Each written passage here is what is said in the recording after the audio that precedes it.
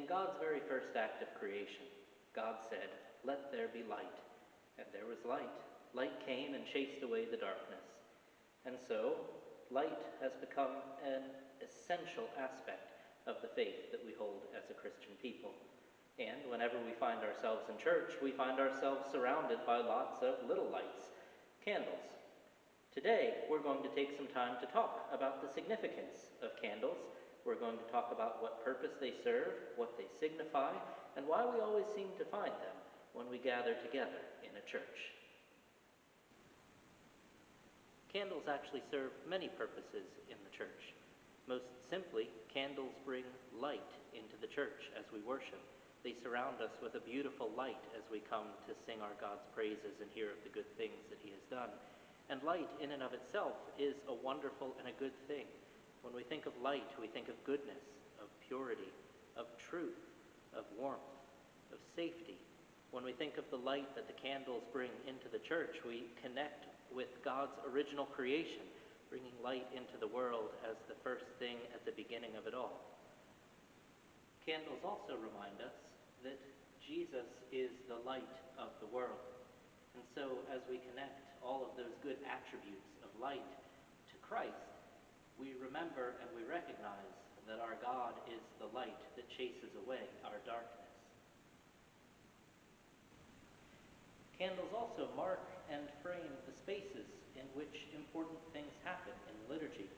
Right here, as I stand in the pulpit, where we read the gospel proclamation, where we proclaim the good news of Christ, I am surrounded by two candles, framing and setting aside and drawing your eye to this space where such an important part of our worship comes together. There are some candles that even give specific messages all by themselves. This candle here we call the sanctuary lamp. This candle burns 24 hours a day, 7 days a week, for the entire year, except for one small window. On Maundy Thursday, when we have the stripping of the altar and everything is extinguished and goes out of the chancel, we have this candle goes out. But what this candle signifies is it tells us of the abiding presence of our God, and not accidentally, it is stationed right next to our tabernacle.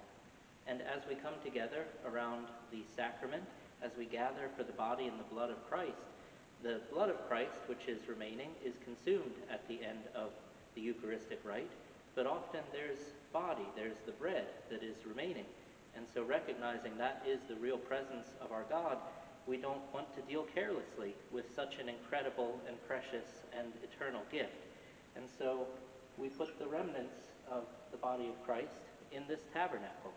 And so, as you see this candle burning, it is a constant reminder that Christ, that our God himself, is present here in this place. And then we come to the Paschal Candle, a massive candle that towers over all the others in this space. This candle we light during the Easter season. We also light it whenever we celebrate a baptism, and we light it whenever we come together for the somber time of a funeral. What this candle symbolizes is Christ who has taken us out of death and into life.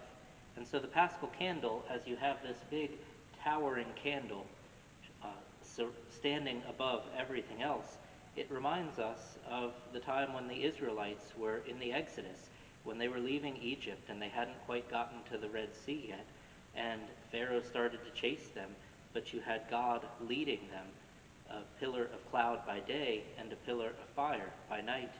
And so when we look to this Paschal Candle, it reminds us of that pillar of cloud and pillar of fire that contained the presence of God, that led and also that protected the Israelites.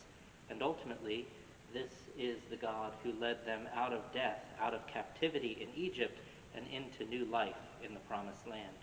And so, when we light this during Easter, we remember the Easter victory of Christ going into death and then bringing us all into life as he rose again from the grave.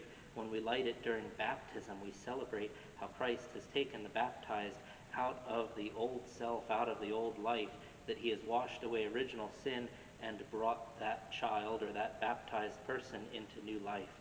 As we light this during a time of funeral, we remember the promise that God has made to us to take us out of death and into life. And so even as we grieve, we see this candle lit, and we remember the hope of life that Christ has given us. So friends, that's a little bit about why we have candles in our churches. They are an ordinary item that we see all around us as we come to worship, just a flickering little flame.